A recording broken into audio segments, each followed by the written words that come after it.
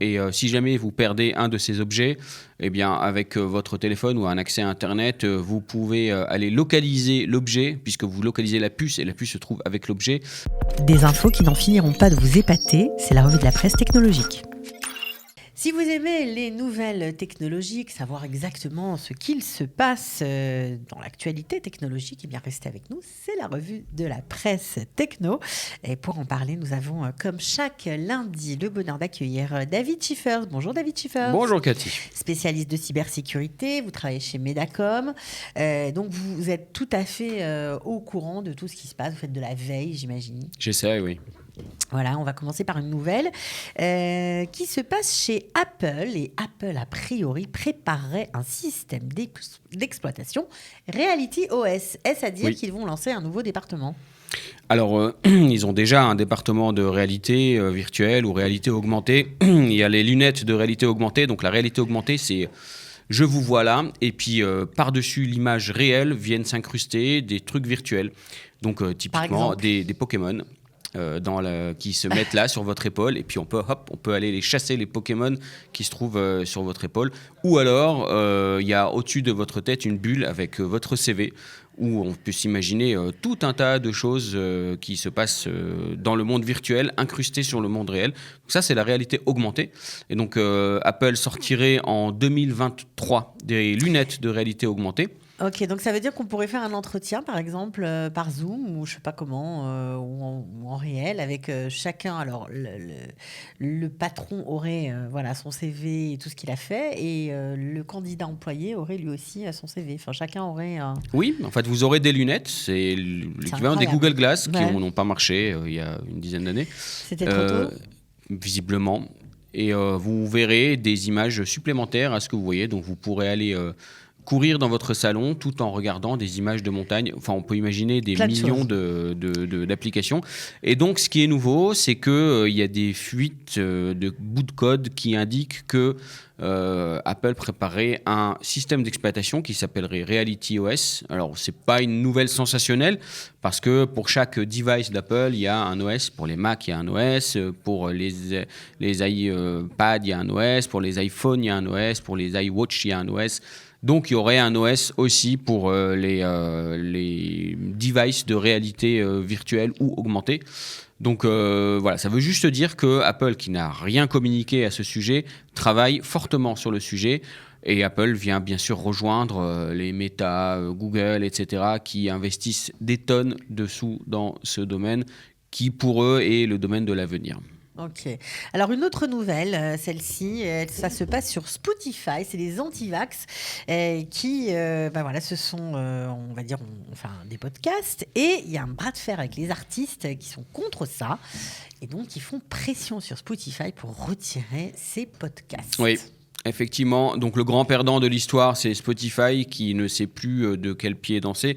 Donc c'est un complotiste anti-vax ou un podcasteur un peu décalé qui s'appelle Joe Rogan, qui a fait un podcast en déniant le Covid. Enfin bref, je ne l'ai pas écouté, pas très intéressant. Et toujours est-il qu'il y a des artistes, avec notamment Neil Young en tête, qui ont menacé Spotify de retirer toute leur discographie de Spotify si jamais ils ne retiraient pas le podcast de ce Joe Rogan. Et ce que Spotify n'a pas fait, parce qu'ils veulent rester libres. Et du coup, effectivement, ces artistes se sont retirés de Spotify, ce qui a retiré des abonnés de Spotify, ce qui a emmené Spotify à retirer finalement le podcast de Joe Rogan. Et tout ça a beaucoup nui à l'image de Spotify qui ne sait plus où donner de la tête. Alors, on va rajouter notre petit grain de sel en disant que Spotify, c'est un super outil, c'est très sympa. Mais vous avez d'autres alternatives. Alors, on peut en citer quelques-uns que tout le monde connaît probablement, comme Apple Music ou YouTube Music. Mais on a notre petit français de la bande, Deezer, qui a été racheté par Orange. Alors Deezer, pendant longtemps, pas en Israël. Ouais. Alors aujourd'hui, je crois que c'est fait, mais je ne veux pas dire de bêtises. Alors, je ne sais pas. Je ne sais D'accord. pas répondre. Mais, Non, parce qu'il faut préciser quand même que Deezer, effectivement, si il n'y a pas d'accès, bah, c'est compliqué, quoi. Oui, forcément, on peut oui. pas. Bah, voilà. Et puis sinon, vous avez Yandex, qui est un moteur de recherche russe. Qui présente des dizaines de milliers de titres, dont beaucoup de russophones, mais bon, ça peut toujours servir d'alternative parce qu'il y a un peu de tout sur ce moteur. Ok, bon, il y a d'autres façons de faire. Bon, mais Spotify existe toujours, on peut toujours s'en Oui, servir. absolument. Ne vous inquiétez pas, Et c'est pas la fin. on n'a rien contre Spotify. Non, non, pas du tout. Alors, on va continuer avec une autre nouvelle qui n'a aucun rapport. Alors là, pour le coup, c'est un gros hélicoptère militaire, le Black Hawk, qui peut être conduit sans pilote, et ça, c'est vraiment nouveau. Oui, donc c'est un hélicoptère militaire, un hélicoptère qui sert au transport de troupes, d'armes, etc., dont le DARPA a fabriqué un pilote automatique qui permet à l'hélicoptère d'être piloté de manière totalement autonome, c'est-à-dire qu'il y a absolument personne dans l'hélicoptère, et l'hélicoptère, il décolle, il a fait un trajet et il atterrit, et de manière totalement autonome, ce qui permet de protéger le pilote et surtout de permettre au pilote de se concentrer sur d'autres activités, notamment des activités militaires, s'il doit regarder un peu ce qui se passe autour de lui, etc. Donc c'est une énorme avancée dans le domaine militaire. On avait les drones, on avait tout un tas de trucs volants non équipés, non humanisés. Et puis maintenant, on a des gros hélicoptères qui commencent à arriver avec des pilotages totalement autonomes. Ok, donc ça, c'est assez impressionnant. C'est assez impressionnant, tout à fait. C'est une bonne nouvelle, on va dire. On continue avec maintenant, et pour finir, les AirTags. Alors, les AirTags, tout le monde ne sait pas ce que c'est, mais apparemment, si on perd ses affaires, si on a envie de les retrouver, ou alors si on a envie de suivre son marivolage, eh bien, grâce aux AirTags, on peut le faire. Sauf que là, eh bien, il y a eu des détournements. Alors, quand c'est à viser, on va dire, dans un bon esprit, quand c'est fait pour une utilisation normale, c'est génial, mais quand on les tourne, ça peut faire mal. Oui.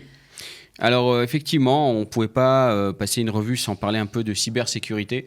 Et là, on tient un bon sujet avec ces AirTags. Donc avec les AirTags, c'est des petites puces. Imaginez que vous en mettez une dans votre portefeuille, une derrière votre téléphone et une dans le sac de votre ordinateur. Et si jamais vous perdez un de ces objets, eh bien, avec votre téléphone ou un accès à Internet, vous pouvez aller localiser l'objet, puisque vous localisez la puce et la puce se trouve avec l'objet.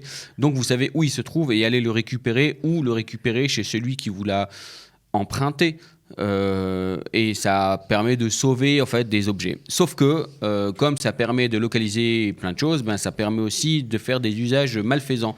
Typiquement, il y a des voitures qui se sont fait voler comme ça, parce que d'une belle voiture sur le parking, ça peut attirer l'envie des malfaisants. Et c'est du facile de lui mettre un AirTag à la voiture ? Oui, très facile. On met le AirTag quelque part en dessous de la voiture, on l'accroche ou on le met avec un petit aimant, et puis on attend que la voiture aille à la maison de son propriétaire, et puis on organise le vol de la voiture là-bas, et on peut imaginer des milliers d'autres usages malfaisants.